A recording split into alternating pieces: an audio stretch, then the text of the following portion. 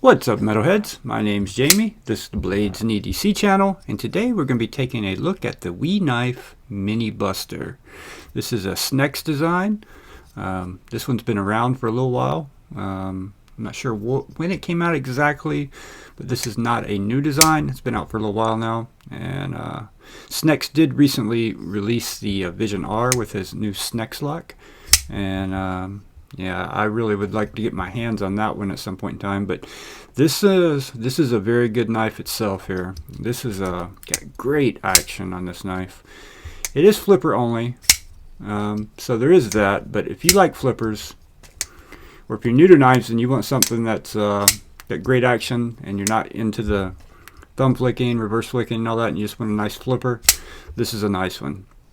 Very nice one. Got a nice Wharncliffe blade on it. Actually, someone was asking me about a knife for a friend who's trying to get into knife collecting or get into knives, and he's in the military and wants a Wharncliffe blade. This would be a good option. Wharncliffe blade, 20 CV blade steel. So if he's in the military, you know, this will hold up well to the elements. And with it being a titanium frame lock and titanium hardware, it should hold up very well. So there are different versions of this. There's this antique bronze version, which I really like. It's my favorite. There's a just a stonewashed finish version of it, and then there's like a heat anodized like tiger stripe finish of it. Out of the three, this is the one I think looks the best for sure, with the hardware and everything that's on it being kind of a bronze or a goldish color. And it looks like what they did was they coated the titanium black. Then they kind of sanded the edges a little bit, and then anodized it to where just the edges would turn out that gold color. Give it that bronzed, antique bronze look. Turned out really well. Comes in a pouch with a wipe and all the goodies. Just so you can see what you get if you were to get one of these.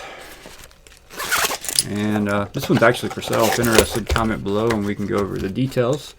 This one's in like new condition. Very, very good ergonomics on this knife too. Feels really good here in the hand. You can choke up a little bit, but this is more of a sharpening choil than a finger choil. But if you've got smaller hands or medium-sized hands, you can choke up here. I wouldn't do any push, you know, pokey things with it like that. You could definitely hold it like that for push cuts. It's got this cut out in the blade here, and I'm trying to figure out what that's for. I guess that's to lock your thumb right there. I guess, or maybe it's just for aesthetics. I'm not sure. You see what I'm talking about right here? Got this little round cut out there. My thumb happens to land right on it, but there's also jimping back here too. So yeah, I think it's just meant for your thumb and for push cuts basically. Does not have a reversible pocket clip, but it is a milled titanium pocket clip, and it works very well in and out of the pocket. It's done extremely well. It does have a titanium backspacer also. Give you the specs on it real quick, and I'll give you some size comparisons. Alright. Overall length is 7.97 inches. Blade length is 3.43 inches, so just under 3.5. Blade thickness is only 160 thousandths, so actually this can't be 160 thousandths.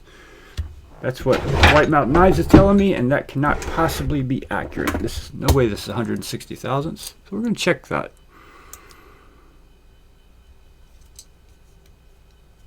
I'd be shocked if it is. It's 160 thousandths. It's just up here at the top though. It's a full flat grind, so it gets really thin as it goes down. But right here, it is 160 thousandths. I was wrong. It actually surprises me. I didn't think it was that thick because it's not that heavy. It's pretty light. CPM 20 CV blade steel, which is made in the USA blade steel. Handle thickness is just over 1/2 inch. Titanium frame lock, titanium hardware. Weight is 4 ounces. That is accurate. I have checked it, and it is on multi-row cage ceramic ball bearings, so gives it this guillotine action, which is just fantastic, by the way. I mean, if you just let it go on its own, it'll slowly come down. If you just give it a little shake, it'll just completely drop. The flipper is very minimal. There's no jimping up here, no jimping anywhere on it. That's one thing I would like to see, is a little jimping on it, because I have slipped a couple times. But the light switch works great, and I think I prefer the push button on this one. very comfortable for the push button. A lot of flippers aren't very comfortable for that, but this one actually is extremely comfortable. As far as hot spots go, there are no hot spots on this knife. It doesn't look like, it looks like there may be hot spots just because of all the different, milling that's done on the scales and the different shapes. I think this is kind of meant to look like futuristic, but yeah, no hot spots at all. Extremely comfortable in hand. Great EDC size knife. These are not cheap. New, these run about $290. They're sold out in most places, but if I can find them anywhere, I will link them below, because although this one is for sale, but who knows when you are watching this video. At the time I made this video, this one's for sale. But if you're watching it down the road, I will link this knife below if possible, so you can go check it out. Yeah, big fan of this knife. Big fan of SNECX. Really want to get the Vision R. That's one I'm gonna pick up in the very near future. I have to. I'm so excited to get that one in hand, especially after handling that SNECX inspired lock by the tungsten knife. I can't remember the name of it. The tungsten blade. The Torino was the model, but I cannot remember the brand. You guys will know what I'm talking about, I'm sure. Torino is the model, but it has a tungsten blade, tungsten carbide blade. So yeah, I like that locking system. I'd like to check out the actual SNECX lock. So let me give you some size comparisons here. We'll go ahead and do the AD 20.5. So a little longer than the AD 20.5. The Benchmade bug out. A little bit longer than the bug out also. It's about the same exact thickness as the AD 20.5 with these fat carbon scales on it. Quite a bit thicker than the bug out. Let's do a Spyderco Yojimbo 2. This may be another good option for your friend Steven. Yojimbo 2, made in USA, Warncliffe blade, compression lock. Very, very cool knife. We'll go ahead and do a full-size sheepdog, Kaiser sheepdog. So it's pretty much the same size as a sheepdog as far as length goes. It's a little bit, just a little bit longer than the Yojimbo 2. Here's the mini sheepdog. Kind of dwarfs the mini sheepdog. Much closer to the size of the full-size sheepdog. What else we got here? We have, let's do the QSP Penguin. Missed it. Very similar shaped knives, although the Mini Buster's quite a bit larger than the Penguin, but they're very similar in shape. Let's go do a pair of 3. Spyderco pair of 3. Yeah, quite a bit longer than a pair of 3. So it's a long knife, but it's not big, It's long, but it's kind of thin this way. It reminds me shape-wise a lot of the ProTech Malibu, honestly. Obviously this isn't a button lock, but the shape of it and everything, it makes me think ProTech Malibu a little bit. Don't know why that is, but definitely does. Great action, great fit and finish. I'm not sure how long Wiha's going to continue to make these. I know they discontinue their knives pretty frequently, so if you haven't got one of these, this is one I would recommend getting for sure. I really like this knife. It's really good. Made so well. Fit and finish is just fantastic. Good looking knife, man. Good looking knife.